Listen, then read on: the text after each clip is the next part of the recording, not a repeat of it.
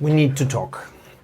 I've been hit with spam, and there's actually two things in that I think that you can actually learn something from. So it's not just me sitting here crying over all the time I wasted, because I actually brought this on myself. And then we need to talk about quality of articles in regards to indexing. No matter what you say, you cannot make me believe that content quality is what gets an article indexed.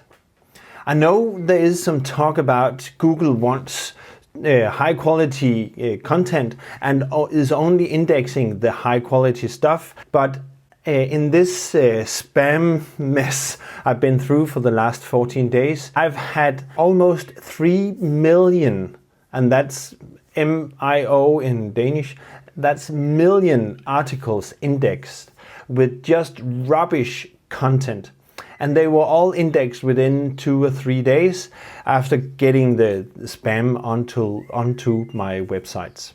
And you can see that in traffic as well, because the spam changed the titles of some of my articles. And when I look at the content on the articles that the spam had put on my sites, it's very thin. There's no more than 150 words on them. There was a slider and images of shoes and watches and everything else. And of course, we wouldn't use the same technique to get our content indexed.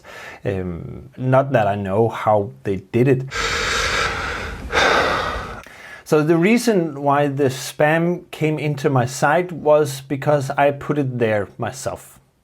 So, and that's the other thing that you can maybe take from my experience here, is that I'm over a decade into blogging and I still do these types of mistakes. So back in January, the site I've been working on was starting to take up some traffic. I've tried to revive an old site, and I put a decent amount of energy into reviving that site for November and December, and nothing happened. And still here in April, still nothing has happened. So the site isn't dead still, because it's still getting some decent traffic, even though I've written a ton of new content and it's still not moving. So in January I was a bit deflated, and I was looking for a shiny object to put my energy into. So I found myself digging through Flipper to find a site that I could maybe buy, so maybe I could buy my way into the success. That sounds stupid now, right? And of course, you cannot do that. And I know there is a lot of spam on Flipper as well, but this one seemed to check out. It wasn't high quality content, but it was cheap. That might have been a red flag. You have to be really lucky anyway if you want to find a good site that is also cheap. So usually they are not. The site was a content site, and I was very interested in the domain name. That was the main draw of that. I put a bit in and I forgot everything about it. I got back to work and I was picking up some steam on other sites in February, and then completely forgot about it. And then he got back to me in March. And I've actually put a bid in that was now the highest bid, and he wanted to sell me the site for a cheap price. So I said, yeah, well, okay. And when I got the site, everything was spam content, but I didn't know that until I got the site and put it on my Bluehost account. So, okay, I could maybe delete some of the spam content, and then that was all well and good, and it had some traffic going to it, so I could build on that, and it is going to be a test site where I put random stuff on it. It's a sort of a catch-all content site where I put random ideas onto, so that didn't matter too much. It was live for about 14 days, and then suddenly all of my 9 sites on Bluehost had spam on them.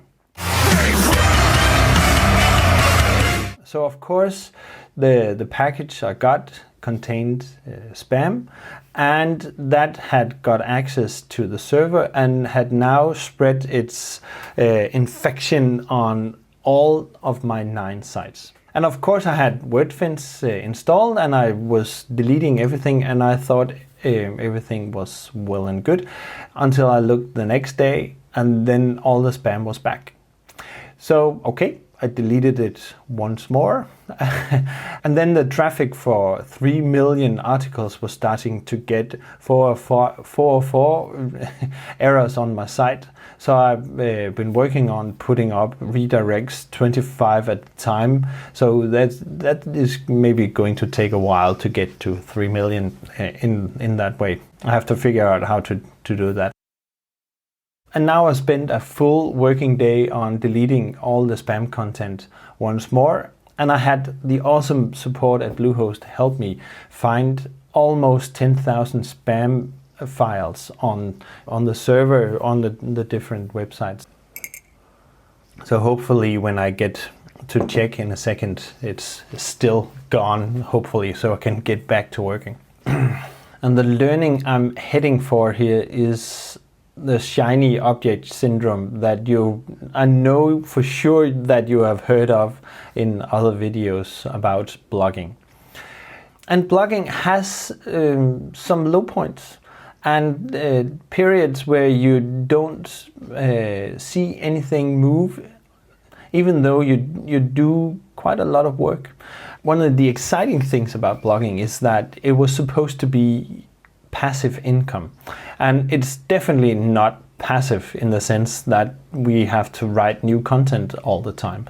And when we do that and use our energy on that, we of course want to see results, and when we don't see them, it's very difficult. You are a different person than me, and you might be made of a different fabric that I am.